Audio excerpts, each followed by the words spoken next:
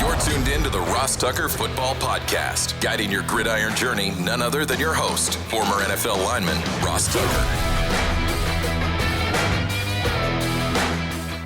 Oh, yeah, it is. But it's not just any Ross Tucker Football Podcast. It is a Monster Monday, presented, of course, by DraftKings, that we are recording after the games on Sunday night, because I'm not going to be able to sleep for a while anyway. So we might as well get it while everything is fresh in my head. It is a new week, which means we have new winners. You know how much I appreciate, genuinely, every one of you. Anyone that consumes any of our shows, audio, video over at youtube.com/Ross Tucker NFL, or even just on social, at Ross Tucker NFL, at Ross Tucker Pod. I genuinely love all of you. I'm that type of person. Like, I tell people I love them a lot. I tell people that I love them that they're maybe surprised I say that, but I'm an optimistic person. I'm an enthusiastic person. I love life. I love people. I really love those of you that just do a little something extra. Like, I already love everybody, but I super duper love those of you that spread the word some way. I have awesome things to send you. I have awesome press passes that nobody else has. Just engage with any of the live streams when you see us post them, YouTube, Twitter, Instagram, as well as Facebook. Or take advantage of any of our sponsors. I've told you guys this before. I'll tell you again. westshorehome.com/Ross. All you have to do is get a free estimate and you'll be an automatic winner. Or myfrontpagestory.com. Get the best Valentine's Day gift for your loved one you've ever gotten them, and I will send you a signed press pass. That's all you have to do. It's not like you're entering a contest, not like maybe you'll get one. No, you will get one. I promise you, I will send you one. It's me writing out your address. It's me signing it. It's me licking and putting the stamp on. I promise. myfrontpagestory.com. Love it. Love all of you. We'll get the YouTube shout out in youtube.com/Ross Tucker NFL. Just subscribe, make a comment, and I'll get that video for you. Brendan Hurst is the patron of the day. Patreon.com/RT Media. It's Big Show time. The Big Show. All right, Ross, there's only 2 games to break down, but we do like to hear your overall themes and takeaways on Monday. So what are they? Well, luckily for you, Jack, I wrote these down. And I tweeted this at Ross Tucker NFL. Coaching is just even more important, I think, than we realize. Even more important.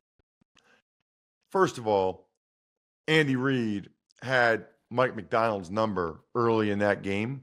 Kudos to Mike Macdonald for the adjustments to then stop the Chiefs. But it was kind of too late by then. I mean, evidently it was, because they were up 17 points. They scored 17 points. But especially the first 2 drives, Andy Reid had a really good plan. The Chiefs executed it. They got the lead. Macdonald adjusted, but the Ravens weren't able to score enough points on offense, because I thought, and I know both these guys. It's crazy. I feel like I know all these guys. I mean, I talked to Monken before the game, Mike Macdonald. I didn't get a chance to say hi to Spags. I talked to Andy Reid, interviewed him after the game. Spags had Todd Monken's number in this game. Although I say that, and the Ravens had their chances too, right? I mean, the Ravens had their chances, but it did feel like Spags was at. Coaching is important. Really, really important. And I thought the Lions were out coaching and out playing the Niners in the first half of that game. And then I thought, yes, the Niners benefited from some very fortunate plays, and the Lions had some costly drops and miscues. But the coaching, like on third down, at the end of the game for the Lions, you cannot run the football there. You cannot. You can't put yourself in a situation where you have to recover the onside kick. We can debate the 4th downs where he went for it. I don't think you can debate the 3rd down. You have to throw the ball. Critical error there. And then there's just other critical errors, that And maybe it's coaching, maybe it's not, but should Zay Flowers have been reaching the ball out in that situation? You know, the Ravens had a bunch of dumb penalties that they shouldn't have. Is that on John Harbaugh? Is it not? You know, I don't know. But I do think this coaching makes a big, big difference. And then, you know, whether it is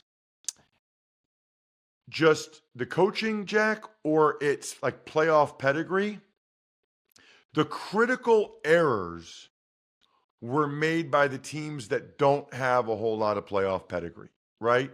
The absolute critical errors, the 3 turnovers by the Ravens, and even if you say, okay, the first one, the strip sack by Omenahu, whatever, okay, but the Zay Flowers fumble, the Lamar Jackson interception, critical errors. Like you would just never see, it seems like Mahomes or the Chiefs make those mistakes. Or the Lions with the drops and the Jahmyr Gibbs fumble. The teams that were newer to the conference championship game, at least, it felt like they kind of crumbled under the pressure. And by the way, man, I'm a big believer in analytics. I'm a big believer in information and the numbers and using data to explain things. I don't know one player or coach that would ever say that momentum is not real.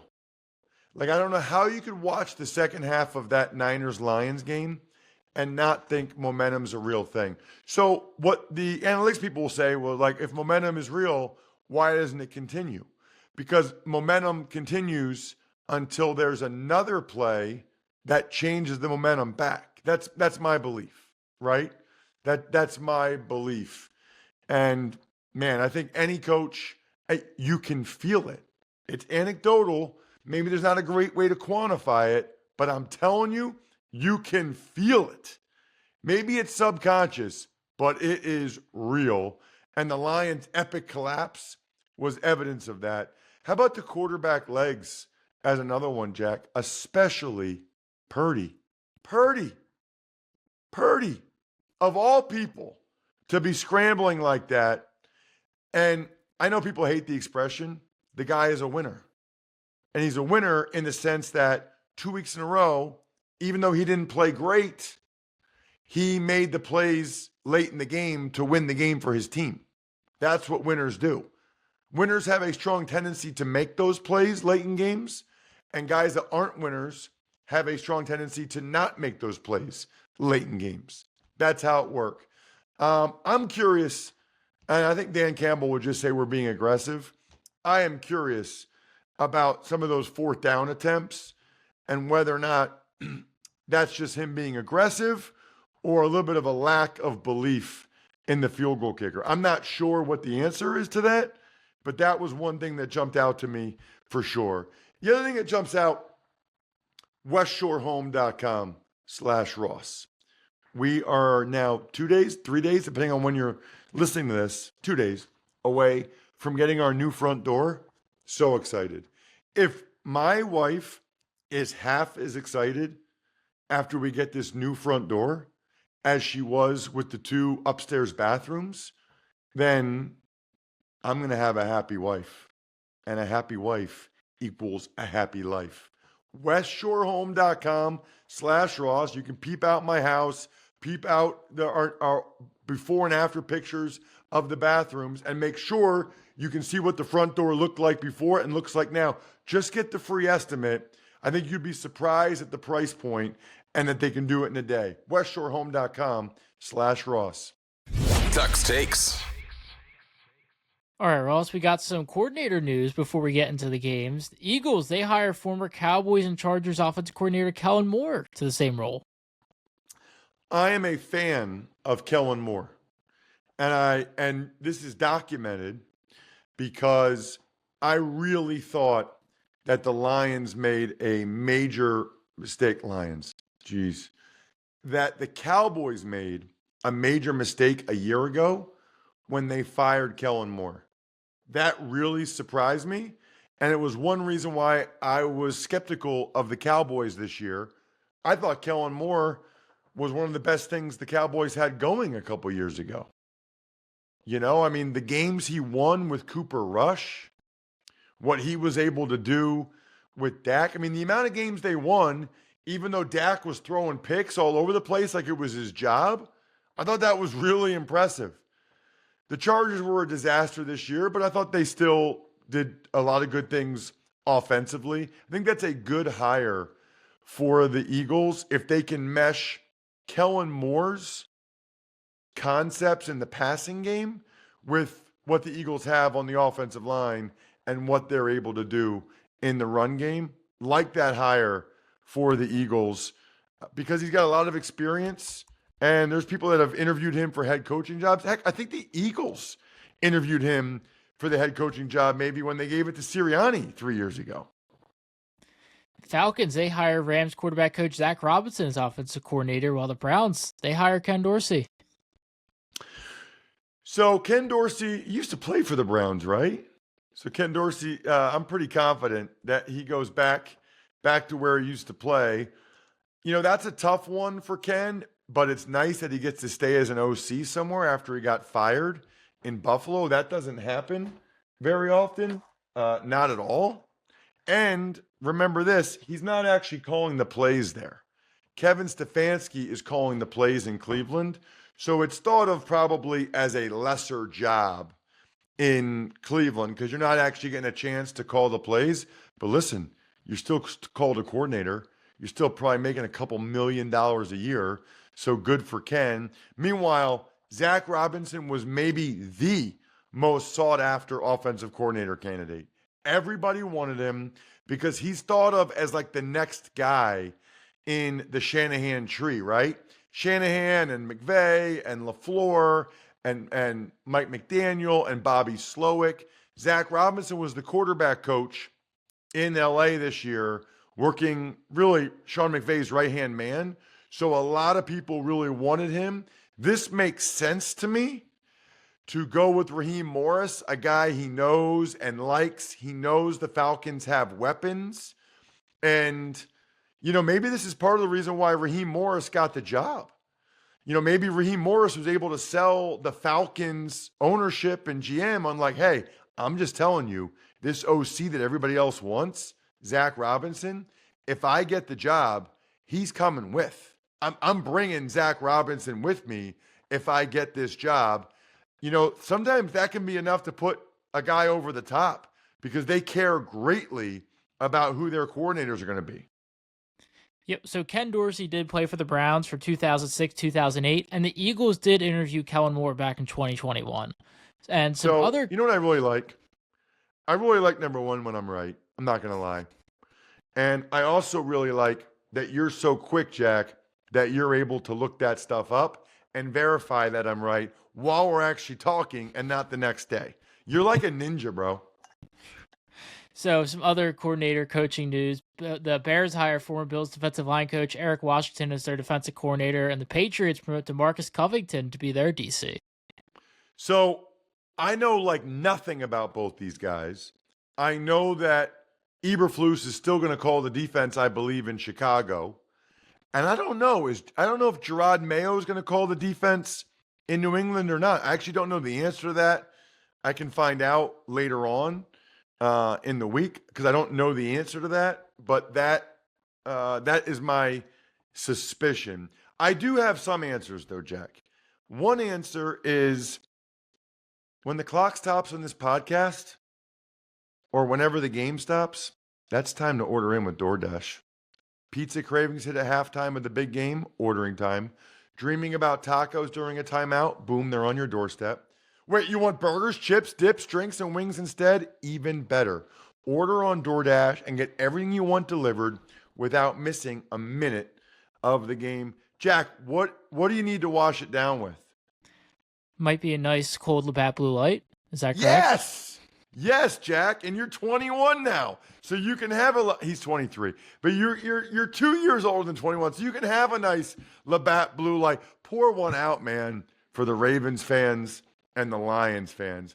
Both lost in very different, brutal fashion. Pour one out for them and the Bills fans. Unbelievable. Always enjoy responsibly. Beer, Labatt USA, Buffalo, New York. And we'll move forward. We got the Ravens. They fell apart on offense, while Mahomes, he advances to his fourth Super Bowl, 17-10 win for the Chiefs. And you know what? The Ravens came to play with the press box food. For those of you that checked out my social media, and you should, at Ross Tucker NFL. Jack, please tell me you watched that whole video. I did. I appreciate the lady at the end showcasing the crab cakes. And how about she goes, bam!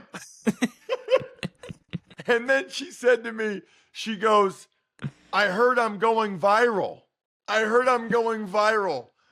know. She said, my daughter texted me and said I'm going viral. Unbelievable. They had short rib, which is actually delicious. I'm a short rib guy. I mixed it in with the mashed potatoes. Really good. They had cooked carrots. One of my least favorite things in the world. I can eat carrots, but when they're hot and warm and cooked, gross. The crab cakes were delicious, and they have the world's best side candy table. I took an M&M's, peanut M&M that I'll enjoy later, and I might have had Skittles in the fourth quarter because I had them in my pocket. That was a bad decision because it was cold enough that the Skittles were hard, and so like my jaw hurts from eating cold Skittles. At any rate, it's an A for the Baltimore Ravens, and they need it after that game. As for the game, pretty interesting because the Chiefs come out, Jack, with two unstoppable long drives. I mean, the amount of the running by Pacheco, the third down conversions they had in that game, they controlled the clock. They had the ball for like 21 minutes or more in the first half. The O-line was pushing around the Ravens D-line. The Ravens D-line was getting tired. Mahomes was incredible on third down. And especially early in the game, getting the ball to Travis Kelce. I mean, those guys are just, when you're watching true greatness, like a guy that breaks a Jerry Rice record and a guy that's in his fourth Super Bowl in 6 years, we got to appreciate it. Kelce's not going to play forever, and Mahomes might not be able to play at this level forever, especially after Kelce's gone. So you got to really, at times, just appreciate it, even if I know some people were sick of him. I know some people were sick of Taylor Swift. They want to move on, whatever. Like, I get it, but try to appreciate what they do because it's impressive. Now, the Lamar answered the first drive. He had that scramble and then the bomb to Zay Flowers to get the Ravens on board, 7-7. But, the Ravens never really got the run game going. And they're just not good enough in the passing game to do it if they can't run the ball effectively. They didn't even really try that much. And I mentioned earlier, so it's 14-7 for most of the first half. Chiefs are kind of controlling the action. Stupid penalties by the Ravens. Like the Van Noy penalty, just stupid. You can't do that. Travis Jones smokes Mahomes in the face. That was a good call. The Van Noy one you can debate, but I thought that was a good call too. The Travis Jones one you can't. But they basically gave the Chiefs a free field goal at the end of the first half. Although the Chiefs had two penalties of their own, otherwise they would have gone up at that point by 2 touchdowns. So at 17-7, Ravens finally start to move the ball. I mean, the Chiefs could not move the ball in the second half. The Ravens, it was 6 drives in a row where they only got 3 points starting in the second quarter. The Ravens D settled in, but the Ravens offense couldn't do it. They throw a bomb to Zay Flowers. He probably should have scored on that. There was a lot of open space. Credit to L'Jarius Sneed for the hustle to make the tackle. Then the taunting penalty was just blatant by Zay Flowers. Why are you taunting L'Jarius Sneed who just tackled you in the open field? That's dumb on multiple levels. So then they go back, but then they get back down there. Lamar throws it to Zay Flowers, goes in for the touchdown, except L'Jarius Sneed punches it out right before. By the way, Jack, I interviewed L'Jarius Sneed right after the game. He was bawling, dude. Bawling. I interviewed Andy Reid. I interviewed Patrick Mahomes. Make sure you check out my social media. I'll try to get the audio of those clips. Maybe we'll play them later in the week. I did say hi to Taylor Swift, Jack. You know, I didn't talk about that. I showed her a picture of her dad with my daughters. And no joke, Jack. I showed her a picture of her dad with my daughters. And I said, Taylor, I'm Ross Tucker from Why Missing. And she goes, oh, yeah, I know you. I know you. It was funny. Really funny. It was awesome. Anyway, L'Jarius Sneed had the play of the game, right? And then after that, the Ravens had another chance. Lamar interception to Deion Bush in triple coverage. Totally unacceptable mistake by Lamar as the Ravens once again don't get any points. Ultimately, Ravens get a field goal but can't stop the Chiefs afterwards on Mahomes' bomb to MVS to clinch it.